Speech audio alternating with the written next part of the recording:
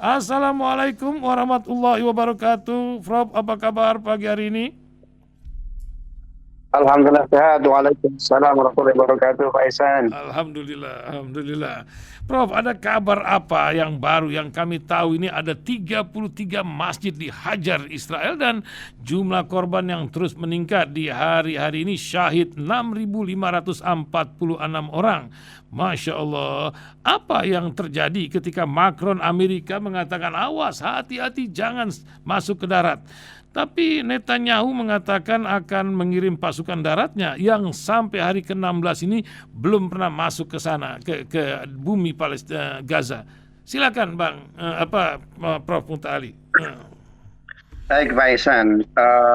Kalau Israel mengebom masjid, memang karakternya seperti itu. Kalau kita baca sejarah Yahudi, mereka itu sangat takut dengan doa. Ya, mereka sangat takut dengan doa. Karena itu banyak strategi, banyak produk yang dihasilkan oleh riset-riset para Zionis, ya, itu bagaimana agar doa-doa itu tidak dikabul ya oleh Tuhan. Di antaranya mereka bikin satu produk namanya riba. Nah, riba itu salah satu produk.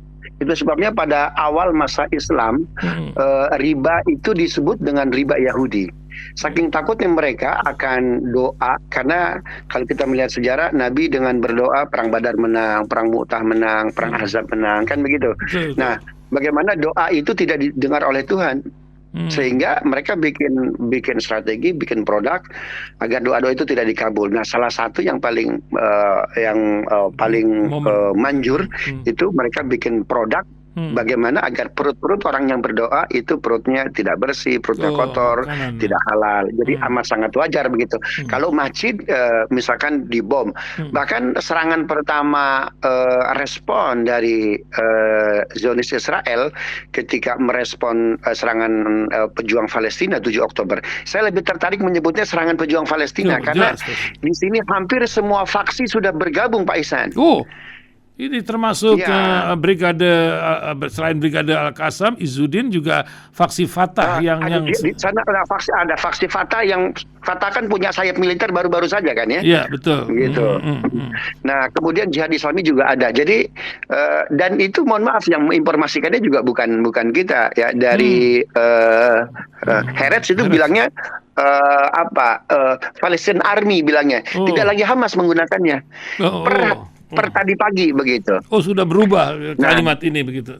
Sudah berubah walaupun beberapa narasi masih ada begitu ya. Nah, jadi merespon Zionisme Israel ketika 5.000 roket para pejuang Palestina itu dilesatkan. Nah, justru yang dibombardir itu rudal pertama itu ke masjid. Ya, rudal pertama itu ke masjid. Artinya mereka sangat takut dengan doa. Nah, yang jadi wajar kalau sekarang ada sekian puluh masjid yang dibombardir juga begitu.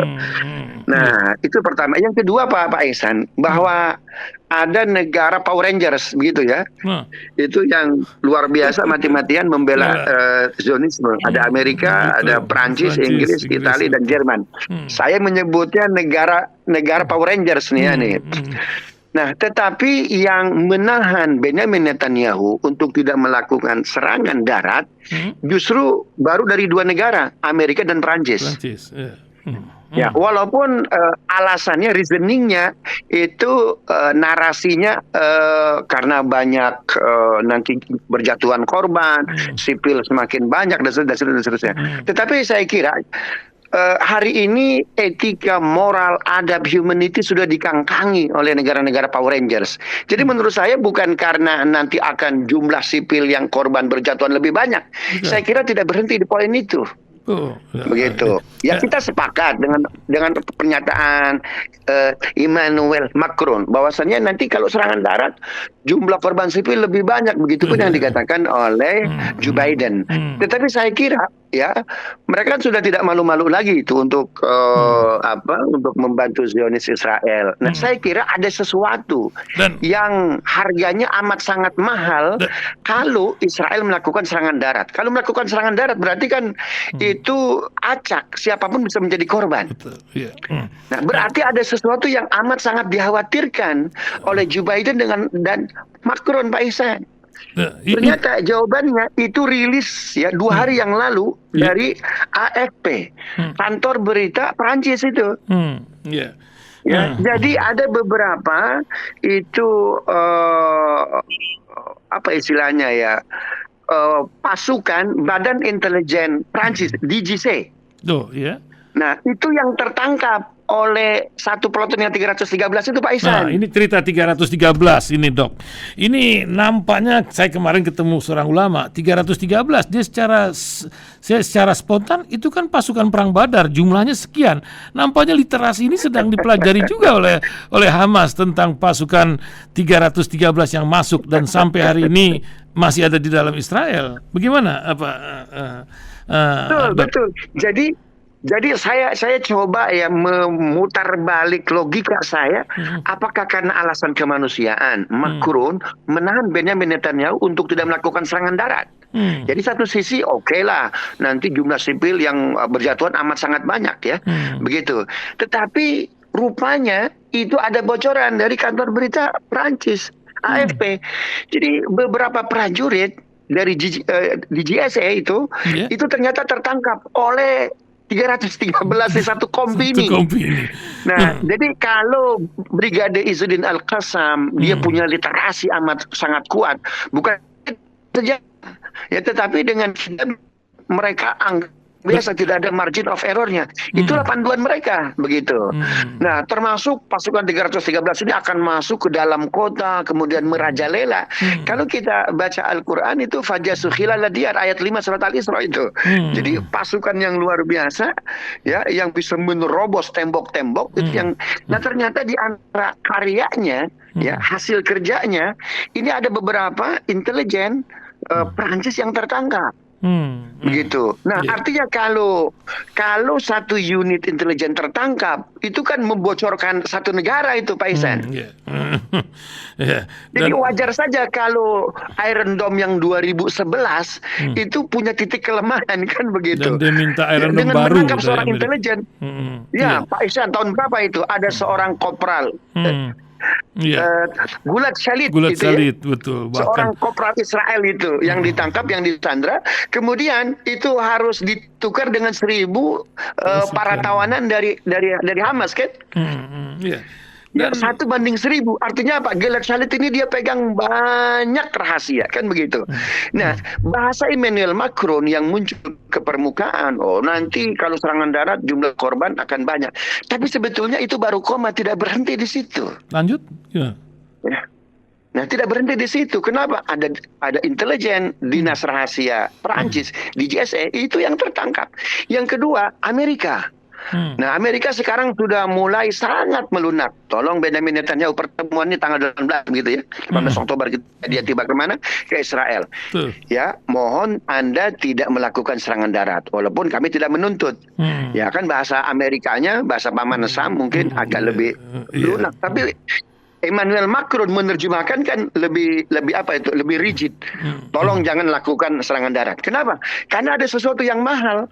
Nah, berbeda dengan Inggris, dengan Italia, Jerman. Itu tidak ada tidak ada penolakan juga tidak ada order perintah untuk melakukan serangan darat. Artinya mungkin dari mereka masih virgin ini. Tidak ada yang disandra. Nah, cerita Sandra ini Prof. Ini kan menjadi sebuah kisah ketika Yosefi Lifshitz ya, wanita berusia 85 tahun ketika dilepas tuh ingin menyalami, bahkan nampaknya ingin mencium tangan Hamas, dan beliau mengatakan kepada publik mereka telah mempersiapkannya sejak lama ini. Bagaimana sebuah moral yang ditunjukkan dari pasukan satu ini, Prof? Pak Ihsan, ini luar biasa. Image yang dibangun oleh Israel itu bagaimana, bukan hanya image ya, tetapi dia mencoba mengkooptasi semua berita-berita. Kalau kita baca lah dari 2002 sampai sekarang, sebetulnya berita di muka bumi itu sumbernya cuma dari 3. Associated Press, kemudian Reuters dengan AFP. Nah, 3 berita ini sebetulnya yang dikuasai oleh Zionis, kan begitu. Sehingga berita yang lain itu sumbernya, turunannya berasal dari Dari 3 situ. kantor berita ini. Nah, ternyata dengan banyaknya sandera ya yang dibebaskan oleh para pejuang Palestina, lalu mereka menceritakan bagaimana perilaku apa yang mereka dapatkan dari para pejuang Palestina, mereka dihormati. Bahkan yang menariknya, ini muncul di Reuters tadi malam. Bahkan kami ditanya seperti di hotel, besok sarapannya mau makan apa katanya. Masya Allah. Kemudian makan siangnya mau makan apa, makan malamnya mau makan apa. Jadi seperti di apa itu di Iya. kelas bisnis dalam sebuah pesawat itu Pak Isa. Ini kan luar biasa. Iya, Ya, iya. luar biasa begitu. Dan mereka diberikan waktu yang luar biasa, privacy, bahkan untuk beribadah sesuai dengan keyakinannya. Ini kan luar biasa. Nah, ini rupanya tidak bisa dibendung oleh 3 kantor berita di muka bumi ini, Reuters, kemudian Associated Press dan AFP, begitu. Nah, maka sekarang terjadi masa yang disebut dengan post-truth. Orang nggak cukup ya membaca berita. Orang Indonesia ini bacanya kurang, tapi cerewetnya luar biasa di media sosial, Pak Isan. Iya, iya. Baca beritanya kurang, kan begitu. Literasi bacanya kurang, tetapi cerewetnya luar biasa. Nah, kenapa? Karena kita sebatas konsumen. Andaikan kita punya apa nih, yang punya media yang luar biasa seperti Lasir inilah, mesti dikembangkan begitu. Nah, jadi yang paling ditakutkan image yang dibangun oleh Israel, karena kan Holocaust juga mereka sulit untuk untuk mempertahankan isu ini kan begitu. Sehingga Shimon Peres ketika dia jadi presiden, dia bilang nggak cukup one house one doctor, satu rumah orang Israel satu dokter nggak cukup, harus one house two doctors, ya, satu rumah 2 dokter. Nah, dokter yang keduanya ditentukan S3-nya bidang apa, history, bidang sejarah. Karena Zionis Israel agak sulit dia membela dirinya, kanan kiri depan belakang atas bawah, bahwa sejarah itu ditabrak oleh mereka. Jadi mereka mesti menulis ulang sejarah. Itu sebabnya doktor yang kedua dari semua para pemukim Zionis yang ada di Israel itu harus mengambil doktor bidang sejarah. Mereka harus menulis ulang sejarah untuk mengubah itu semua.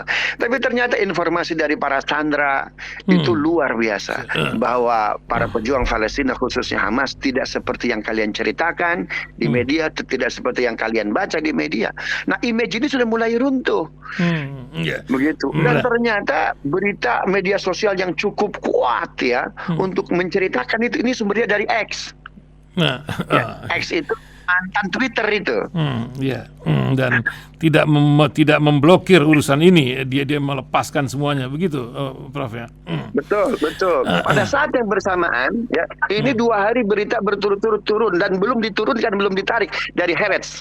Apa berita itu? Apa, Prof? This was Benjamin Netanyahu's most catastrophic error.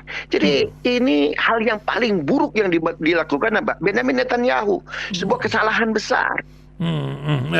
Sebuah kesalahan besar. Jadi berita ini dua hari nggak turun-turun itu di X, apa yang milik ya di Haaretz, Pak di Haaretz ya. Apa berita terakhir? Tadi saya dengar bahwa mereka sudah mengatakan ini bukan sekedar Hamas, ini Palestinian Army. Apa menyebabkan? Apakah betul terjadi persatuan?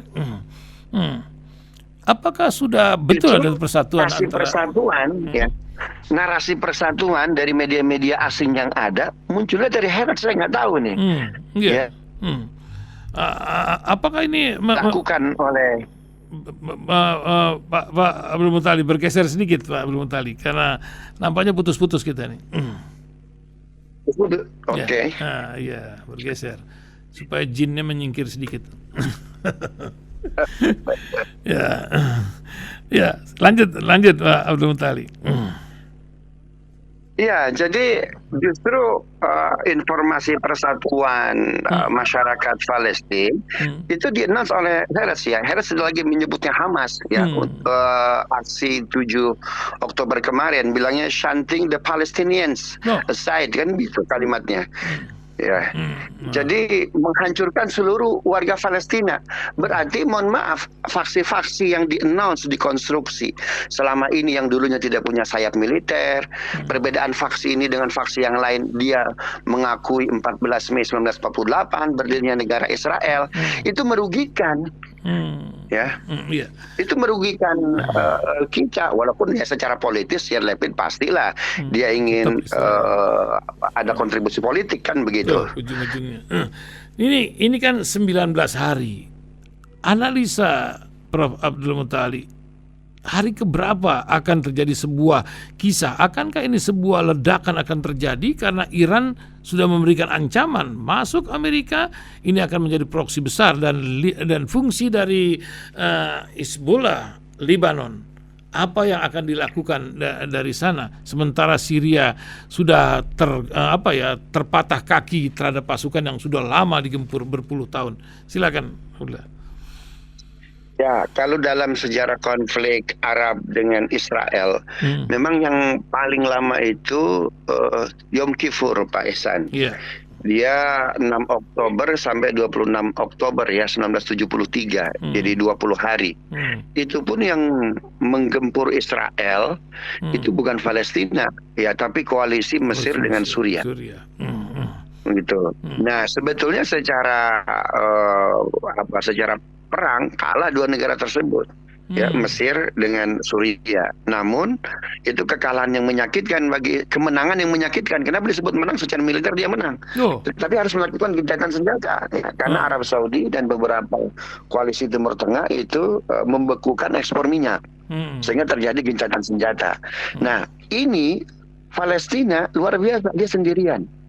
Ya, berjuang dengan negara koalisi internasional, melakukan Power Ranger juga itu. Begitu. Nah, ini sudah hari ke-19 begitu ya. Masuk ke 20 hari ini. Masuk ke 20. Artinya ini menjadi sejarah paling panjang ya, konflik Israel Palestina sepanjang sejarah. Dan mohon maaf, tidak ada yang melakukan konfrontasi secara militer kecuali dua negara, yaitu Lebanon dan Suriah, kan begitu. Sedangkan yang lain kan masih bersembunyi. Iran sekarang sudah disiapkan itu oleh Amerika, Uni Eropa untuk memberikan sanksi, ya, nuklirnya, kan begitu. Sanksi nuklirnya. Tapi saya kira itu oleh Ayatollah Khamenei itu akan diabaikan nampaknya, begitu, karena Hizbullah bilang kami direstui tidak direstui oleh Iran, kami tetap berjuang, kan begitu. Artinya bahwa ini terjadi di mana-mana begitu ya. Orang agar tidak berjuang diikat begitu, diikat dengan perjanjian, diikat dengan untuk ditakut-takuti dan seterusnya begitu. Nah, saya kira itu gertakan dari masyarakat Palestina bahwa welcome, nurahibu bikum, kami menunggu kalian kalau kalian mau melakukan serangan darat. Walaupun jumlah Brigadir Al-Qassam itu nggak banyak, cuma 30.000 Pak Ihsan. Yang di bawah tanah cuma itu. 30.000. Yang di bawah tanah itu cuma 30.000, kan begitu. Sedangkan Israel itu 169.000 yang aktifnya, belum cadangannya 500.000, belum yang lain-lainnya. Total semua 1,7 juta, coba, luar biasa. Itu berarti 10% atau 20% masyarakat Israel itu dia dipersenjatai, kan begitu. Dia militer aktif, siap-siap perang. Tetapi sungguh pun demikian, saya kira ketakutan Joe Biden, kemudian Emmanuel Macron untuk menahan Benjamin Netanyahu tidak melakukan serangan darat, saya kira itu akan akan diperhatikan begitu oleh Israel begitu. Karena harganya terlalu mahal bagi Prancis itu sendiri, apalagi bagi Amerika. CIA itu luar biasa. Ketika Joe Biden mengatakan demikian, bahwa janganlah kalian melakukan serangan darat, Reuters bilang, saya ada juga yang ketangkap itu sama itu. Menangkap seorang intelijen itu sama dengan menyandra sebuah negara, Pak Ihsan. Itu penting. Ya, terakhir Prof. Abdullah Mutali, apa yang ingin Prof sampaikan dari 20 hari pertempuran mujahid di jalur Gaza ini, dan juga sikap masyarakat dunia yang demo ada di mana-mana. Kalau tidak salah juga Sabtu ini akan ada demo besar di Jakarta tentang ini. Nanti kami akan cari informasinya. Bagaimana Prof. Abdullah Muta'ali untuk pendengar Radio Silaturahim? Silakan, Prof. Ya, jadi bedanya kita dengan hewan, kita itu punya hati. Kalau kita mendidik anak-anak kita dengan segala kecerdasan, ya, knowledge dan seterusnya, maka 5-10 tahun ke depan kecerdasan anak kita agak berat karena lawan mereka, anak-anak kita 5-10 tahun ke depan itu bukan lagi manusia tapi AI, robot. Robot itu dia luar biasa. Dia nggak akan salah hitung, dia nggak akan salah kalkulasi. Tapi ada robot yang tidak bisa dia lakukan apa? Attitude, moral, etik. Maka disinilah ya moral kita, adab kita, semua kan fasih menyebut apa itu human right dan seterusnya. Maka kita mau mewariskan apa? Joe Biden, Anda mau mewariskan apa? Emmanuel Macron, Anda mau mewariskan apa? Kepada seluruh pemimpin dunia mau mewariskan apa untuk anak-anak kita? Kalau etika itu dikangkangi, maka akan terlihat. Itu sebabnya Nabi Muhammad kan bilang, aku ini diutus untuk menyempurnakan, memperbaiki akhlak. Nah, disinilah sebetulnya kemanusiaan kita diuji. Betul. Ternyata para sandera itu memberikan informasi yang luar biasa. Kami diperlakukan dengan manusiawi, kami dihargai. Inilah yang tidak bisa dibantah oleh Reuters, yang tidak bisa dibantah oleh Associated Press, yang tidak bisa dibantah oleh AFP. 3 kantor berita yang menguasai, yang memberikan produksi berita-berita ke seluruh berita di muka bumi. Ternyata tidak bisa dibantah. Rupanya kebaikan itu tidak mesti datang dari diri kita, Pak Ihsan. Ada juga orang yang punya hati.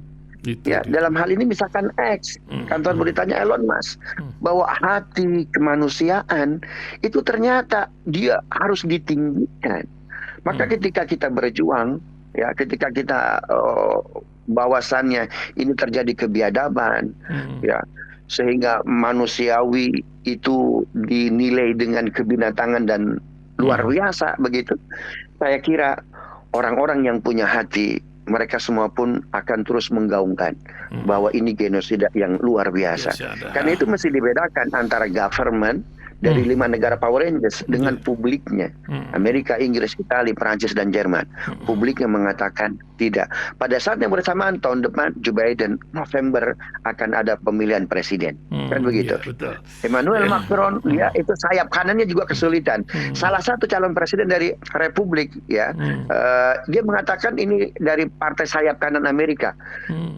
Kami bisa berdiri kok tanpa IPAC, coba. Ini sudah muncul kalimat-kalimat ini.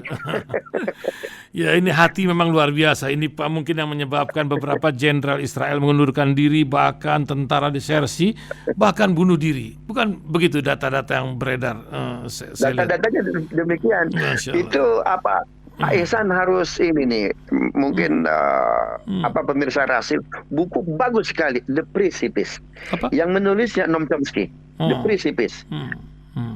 Kata Noam Chomsky, buku ini dirilis tahun 2021, tapi dia sudah mengatakan bahwa 15 tahun ke depan itu Israel akan defisit jenderal. Ketika defisit jenderal, maka orang tidak mau lagi berperang. Kenapa? Karena Israel hari ini sudah nyaman hidupnya. Mereka sudah foya-foya, pesta dan seterusnya. Orang kalau sudah sampai level seperti itu, kata Ibnu Khaldun, itu biasanya tinggal turunnya saja itu. Masya Allah, semoga kita tidak terjebak. Terima kasih Prof. Abdul Muta'ali. Pagi hari ini telah membuat suasana tambah hangat. Kami akan lanjutkan dengan berita-berita lainnya pagi hari ini. Terima kasih, sampai bertemu di kesempatan lain Prof. Abdul Muta'ali. Assalamualaikum. Terima kasih Pak Ihsan. Waalaikumsalam warahmatullahi wabarakatuh.